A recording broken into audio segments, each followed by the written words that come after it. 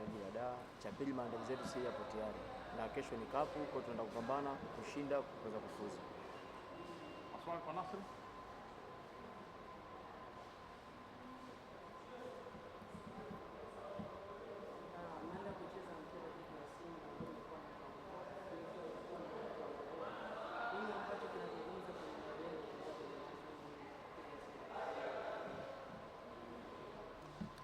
Katika mechi ya kesho ni mechi ya kapu.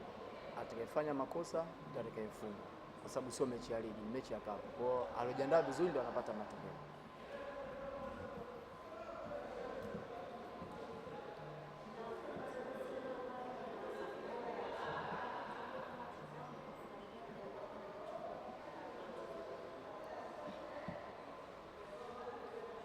Kuhusu safu bora yao shambuliaji, walimu washafanyia kazi mazoezini, namna ya kukaba, namna ya kuzuia, namna ya kushambulia. Kwa hiyo sisi kama sisi tunaenda kupambana kufuzu kapu.